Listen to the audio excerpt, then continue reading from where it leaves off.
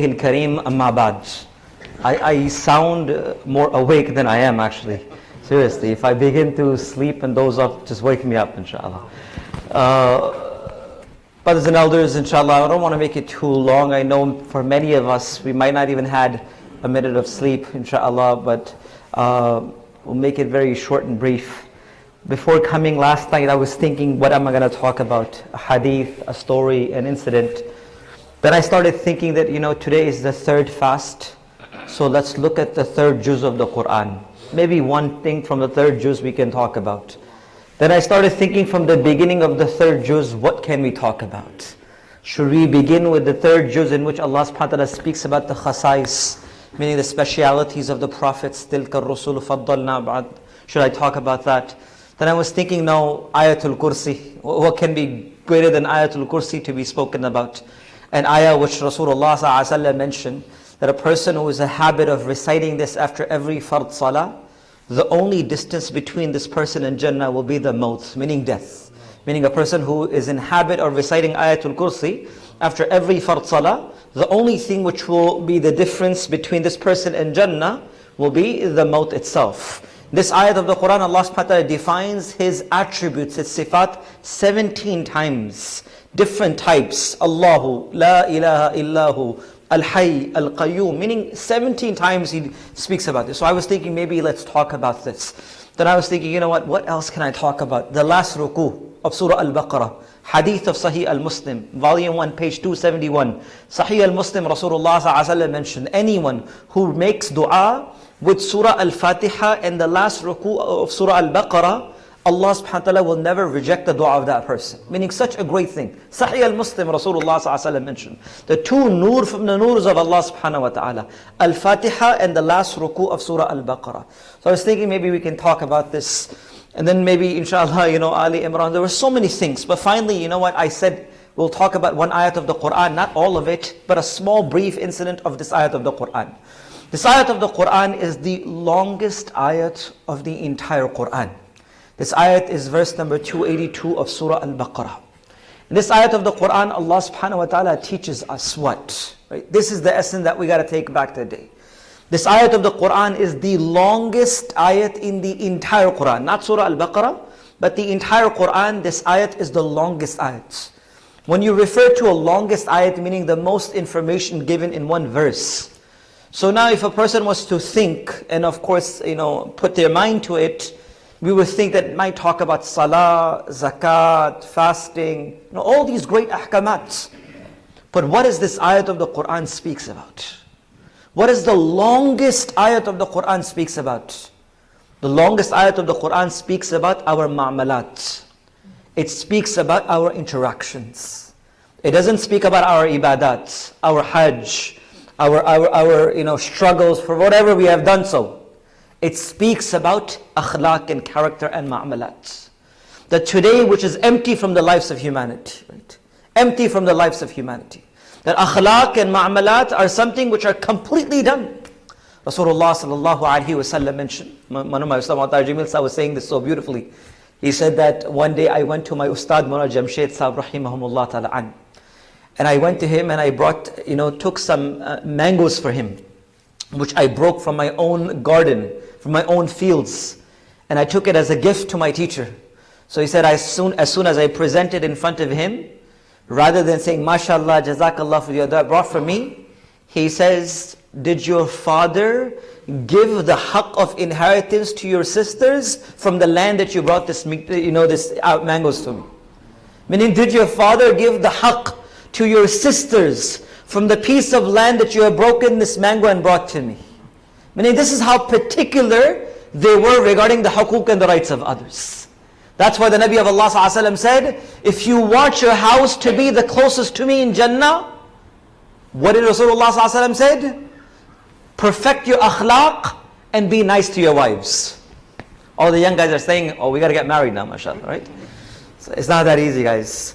So now Rasulullah ﷺ is saying, you want your house to be the closest to my house in Jannah? The Nabi of Allah ﷺ is saying, perfect your akhlaq and be good to your family. Two things the Nabi of Allah ﷺ mentioned. Nothing else.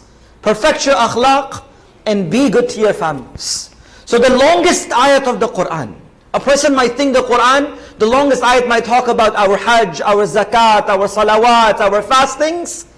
The ayah of the Quran which is the longest speaks about ma'sharat, akhlaq, character, the dealings that we have with others. And this is the true essence. And for the few minutes that I have, I wanted to speak about this aspect of balance in our lives. That what is the true balance that the Quran asks for? What is the true balance that we must bring within our lives? Many a times when we walk inside the masjid, this is a great misconception in our life, that this masjid is our deen.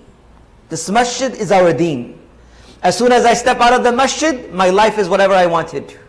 My business is business, and my masjid is my deen. My house is my house, and my masjid is my deen. My work is my work, and my masjid is my deen. That's wrong. It's completely wrong. My deen is my masjid. My deen is as soon as I step out of the masjid. My deen is when I go to my house and I speak to my family. My deen is how I interact with my own children. My deen is even when I work. And my deen is even what I earn from my children.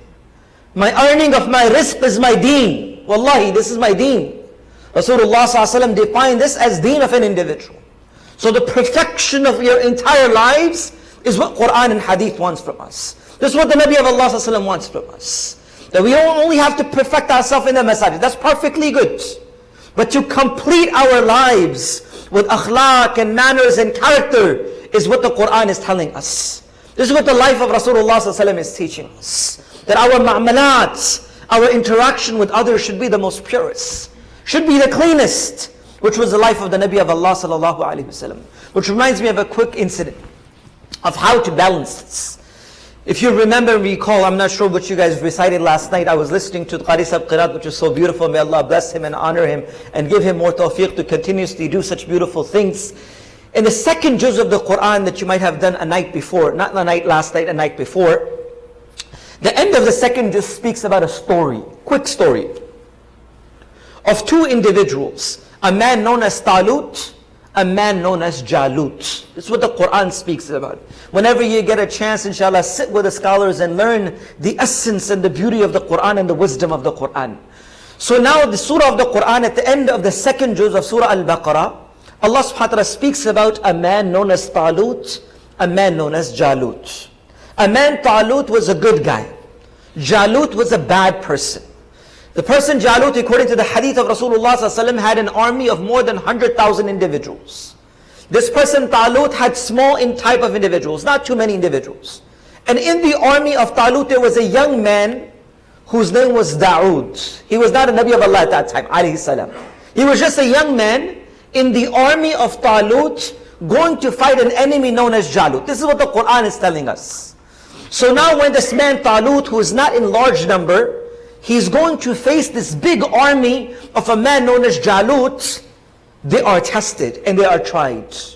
And brothers and elders, mothers and sisters, now if there are any sisters for us, of course, listening in live stream, for us to realize that with Iman and Taqwa, you will always be tested. It is impossible that you have Iman and you will not be tested. Right? If it is impossible to have Iman and Taqwa and not to be tried and tested. So now the ayat of the Quran says, Talut was told by a test and a trial which was coming upon him, that there's a river running in front of us. There's a river which is running in front of us. And a trial has been put upon them, is that the army which is with Talut, and they've been walking for a very long time, the ayah of the Quran defines this to us. He stops his army and says, I have been ordained by Allah subhanahu wa ta'ala, that if you want to take anything from this river, take as much as you can, only to the extent of a handful. Ghurfa, that's it, handful. If you can avoid this handful, go ahead and do so, that's the best for you. But if you take more than a handful, then indeed you will be destroyed and you won't be able to continue. So now Talut spoke to his people, he spoke to the small group of individuals that they have, and says, Allah has ordained upon us that there's a river which is in front of us, which looks so tempting to all of us at the moment, but this in reality is a test from Allah subhanahu wa ta'ala. If you want to have something, you can only have a handful. If you want to avoid completely, that's the best. And if you take more than a handful, then indeed you will be caught. So now the groups of individuals who were with Talut divided into three people. The ayat of the Quran says, there was a first group of individuals who completely avoided everything. And they stepped back. Even though they were thirsty, they were tired, and they wanted this, which was so tempting in front of them. But they completely obeyed on the command of what Allah subhanahu wa ta'ala had told them through their leader, and they stepped back and they did not touch. Second group of individuals say, you know what, we have been given permission. We will take as much as we are told to, only a handful, and they took so.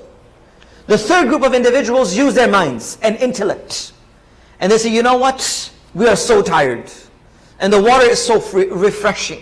The more we take, the better we will feel, and the longer that we can continue and do as what we wish to do, and we can accompany Talut and fight with Jalut, because energized and power will come to us. They use their intellects over the commands of Allah subhanahu wa ta'ala. They use their intellect over the command of Allah subhanahu wa ta'ala. The ayah of the Quran said that when the first group of individuals who did not drink anything, when they took few steps towards Jalut, they were strong and they were firm in their belief. And they were ready to go face the wrong and evil. The ones who drank only a handful began to create bits of doubts in their minds. And they began to say, how can we, so less in number, face an army which is such larger in number than us? And the third group of individuals, they sat down. They said, Talut, we can't go anymore. We are too filled to go even a step further, and we cannot accompany you anymore. Then the ayah of the Quran said that for those who had not taken anything from that water, begin to tell those who had taken a handful that there are so many small groups of individuals who had overtaken larger group of individuals because of the amr of Allah subhanahu wa ta'ala. Brothers and elders, I mentioned the story. Now what to take back from this? We hear so many stories from the Quran and so many things, but what do I take back from this? I want you to quickly reflect upon this, and inshallah we'll be done. Imagine yourself being those individuals who are from the people of Talut. And imagine the river running in front of you as dunya, as the world, the material. Now the test for us is to avoid as much as you can. The Nabi of Allah ﷺ was told that if you want, the mountains of Mecca and Medina can be turned into gold, and they will begin to walk with you. And he says, Allahumma ahyini miskinan, wa amitni miskinan, wa ahshurni yawm al-qiyamati ma'al masakin. That, oh Allah, make me live amongst the poor. Oh Allah, make me die amongst the poor. And oh Allah, arise me on the day of Qiyamah amongst the poor on the day of Qiyamah. Meaning, if you can avoid it completely. To an extent, the Nabi of Allah ﷺ was sitting all alone in the room. With him is Abu Bakr as-Siddiq radiallahu anh. The Nabi of Allah ﷺ is pushing something away. Abu Bakr radiallahu anh says, Ya Rasulullah, what do you push back? There is nothing in this room with us. There's no one except for me and you. What are you pushing back? He said, oh Abu Bakr, the shaitan came to me with all of its dunya and its adornment and its luxuries and comfort, and presented itself in front of me, and I pushed it away. And then the shaitan said, oh Muhammad sallallahu alaihi wasallam, if you have avoided yourself from me, then indeed your ummah will not be able to avoid themselves. One day Abu Bakr as-Siddiq radiallahu anhu asked for some water, and someone brought water mixed with honey. And when he brought it closer to his mouth, he can smell the aroma and the fragrance of honey inside of his water. And Abu Bakr radiallahu anhu brought it close to his mouth, and he put it away, and he began to cry. And he began to cry so profusely that the Sahaba said, we also began to cry. We couldn't hold ourselves back. They said, oh Abu Bakr, why do you cry for so much? He says, you have mixed my water with honey. And indeed, I had seen Muhammad sallallahu alaihi wasallam let go of the entire dunya in front of his eyes. He pushed it away. And he says, oh Muhammad sallallahu alaihi wasallam, if you have avoided yourself from dunya, but your ummah will not be able to stay away from us. Meaning, if you can avoid yourself, avoid it completely. Which Rasulullah sallallahu alaihi wasallam laid as a foundation. If you can't, take from dunya as much as your needs and necessities are. Take as much as your needs and necessities are. And if you begin to fill yourself with more than what is needed for you, wallahi, brothers and elders, Allah is mentioning the ayat of the Quran, you will not be able to reach your destination. You will not be able to reach your destination. This ayat of the Quran is teaching us a balance. This ayat of the Quran is teaching us balance. It's not saying completely avoid dunya, Leave dunya and go live in jungles? No, this is not my point. That's why I started off by mentioning akhlaq, character, ma'amalat, ma'asharat, our dealing, our interaction with ourselves, our families, our members, everyone. But the ayat of the Quran is also telling us that if we make the sole maqsad and the purpose of our lives, this dunya, this world, then we will not be able to continue our journey further up. That's why the people of Talut, they became into three groups. For those who avoided completely, Allah gave them strength and ability. And they were able to face the challenges in the most difficult of the conditions. And for those who took a portion of it, they also began to create doubts, but they were ready to go. Allah accepted them, and they did reach their destinations. But for those who had taken more than what was supposed to be taken, the ayat of the Quran says they were not able to continue their journey. So a balance must be struck we need to strike a balance within our lives. We need to realize the importance. And that's why I chose this ayat of the Quran. And I cannot emphasize upon this enough, that akhlaq, ma'amalats, our character, is the most important and the most valuable thing that Allah has given us. The most valuable thing that Allah has given us is our akhlaq and our ma'amalats. Today we will find individuals making 5 times salawats, even more than that, for every khair that you see. But when it will come to akhlaq of these individuals, they will be completely finished. Build akhlaq in your lives. Ulama have mentioned the Nabi of Allah ﷺ used to stay awake for the whole night. Allah subhanahu wa ta'ala revealed the ayah of the Quran. قُمِ اللَّيْلِ إِلَّا قَلِيلٍ نِصْفَهُ أَوْ انْقُصْ مِنْهُ قَلِيلًا أَوْ زِدْ عَلَيْهِ وَرَتِّلِ الْقُرْآنَ تَرْتِيلًا. Half, third, quarter. Decrease the amount of Muhammad ﷺ. What are you doing for yourself? Indeed, you are doing too much. Relax and decrease the amount of the hardship that you're bearing upon yourself. The Nabi of Allah began to cry for his ummah. Allah subhanahu wa ta'ala revealed the ayah of the Quran. فَلَعَلَّكَ بَاخِعٌ نَفْسَكَ عَلَىٰ آثَارِهِمْ إِن لَمْ يُؤْمِنُوا بِهَذَا الْحَدِيثِ أَسَفًا. Oh my Nabi, enough. So much ranj, so much gham, so much grief. Are you going to kill yourself over the excessive grief of others? When he woke up for the whole night, Allah said, decrease. Too much, O Muhammad sallallahu alaihi wasallam. When he cried too much crying, relax, not too much. But when it came to his akhlaq, when it came to his character, Allah subhanahu wa ta'ala never said, your akhlaq are too good, decrease them. He says, وَإِنَّكَ لَعَلَى خُلُقٍ عَظِيمٍ. Indeed, O Muhammad sallallahu alaihi wasallam, you are on the excellence of akhlaq. Your akhlaq are the best. And indeed, you have been sent to perfect the akhlaq of the humanity. And that's what Rasulullah ﷺ said. Indeed, amongst the maqsad and the purpose of the coming of life of Rasulullah ﷺ was to perfect the akhlaq and the characteristics of the humanity. I humbly request you, for the sake of Allah subhanahu wa ta'ala, and I don't want to delay it further anymore, that indeed this month of Ramadan is a blessing for us. And I make this dua to Allah subhanahu wa ta'ala, that a pious man used to always make. He used to say, Allahumma la tahrimna khayra ma indak li sharri ma indana. That, oh Allah, do not deprive us of the khair and the blessings which are in your treasures because of the sins that I have committed in my life. Oh Allah, do not deprive me of the khair and the blessings that you have in your treasures because of the sins that I have committed in my life. So indeed, the month of Ramadan is a time to change our lives. It is a time to think again and to realize the maqsad and the purpose of our life. And this is the best time to inculcate any good quality that you want in your life. And wallahi, try doing this. Try doing this. Inculcate some good habit in the month of Ramadan and do this for the next 30 days. Inshallah, you will keep this with you for the rest of your life. Start something with good. Start some khair in your life. And believe it, inshallah, you will realize that you will keep this for the rest. And begin to control ourselves from lusts and desires. Last thing I will mention before I finish. One of the brothers said something very beautiful. He says, do you know what's so scary about Ramadan? He says, do you know what's so scary about Ramadan? They say, what? It says to discover that it was not only shaitan. It was yourself for the 11 months. Right? Do you want to know what was so scary about Ramadan? To discover that it wasn't shaitan. It was our own selves who had been sinning for all of this time. And we were blaming shaitan for this. Right? As the hadith of Rasulullah said, shaitans are captured in the month of Ramadan. And in the month of Ramadan, a person realizes and discovers, you know what? I was just blaming shaitan.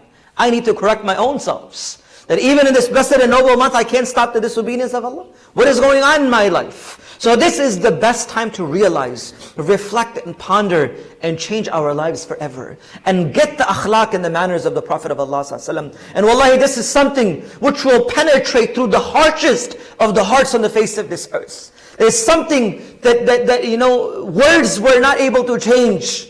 But the manners and akhlaq of the Sahaba and the Prophet of Allah ﷺ was able to change. A woman known as Hinda, who bit the liver of Hamza radiallahu an, the night when Rasulullah ﷺ made hijrah, when entered Mecca, on the night of the victory of Mecca, she was the woman who stood in the streets of Mecca, and she shook her husband Abu Sufyan and says, have you become weak? What's wrong with you? Are you truly going to believe in this man? And she was the harshest against the Muslims. But what changed her life was the akhlaq of the Prophet of Allah ﷺ, was the ma'amalat and the actions and the interaction of Sahaba radiallahu anhum ajma'in. So the lesson that we take from today's inshallah talk, from the longest ayats of the Quran, is that Allah subhanahu wa ta'ala is teaching us our ma'amalats, our interactions, our characteristics, our ta'alluq with others. Brothers and elders, this is something which will last forever and ever. The Nabi of Allah ﷺ said, last thing, shall I say, last lesson, this is the last thing before I get kicked out. So two things which will make the most people enter Jannah. Two things which will make the most people enter Jannah. The Nabi of Allah ﷺ said, firmness of belief and good character. Firmness of belief and good character are the two things which will take the most people towards Jannah. So learn the akhlaq of Rasulullah ﷺ. Silman kata'at wa'fu amman dhalamak wa ahsan ila man asa ilayk. The Nabi of Allah ﷺ said, should I not tell you the best of the akhlaq for those who have passed before us, for those who will come after us? To tell us, Ya Rasulullah. He said, silman kata'at.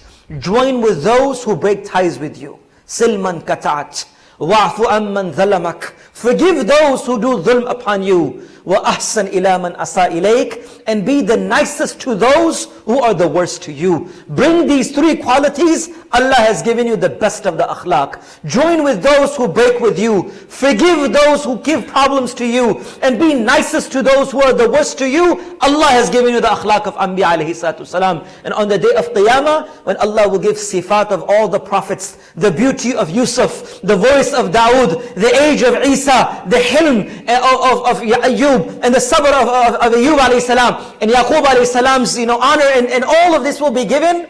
But this person will be given the akhlaq of Muhammad sallallahu alayhi wasallam. So bring forth this akhlaq into our lives and change our life for good, and ask Allah subhanahu wa ta'ala to bestow us with the akhlaq, the characteristics and the manners of the Nabi of Allah sallallahu alaihi wasallam. May Allah allow us to live our life according to the Quran and Sunnah. May Allah subhanahu wa ta'ala allow us to bring forth the characteristics of the Nabi of Allah sallallahu alaihi wasallam within our lives, and may Allah subhanahu wa ta'ala change our lives towards good and khair, and may Allah subhanahu wa ta'ala give us the blessings of the month of Ramadan, accept our prayers, accept our taraweeh, accept our fastings, and Allah subhanahu wa ta'ala allow us to inshallah fulfill as much as we can the rights and the huquq of the fasting upon us, inshallah. Allah subhanahu wa ta'ala be with all of us. Jazakallah khairan, inshallah. And I apologize for taking a little bit more time. I was ready for another half an hour, but inshallah I know that I will not be able to come next week if I go for any further, inshallah. Subhanallah wa bihamdihi, subhanakallah wa bihamdik, nashhadu an la ilaha illa anta nastaghfiruka.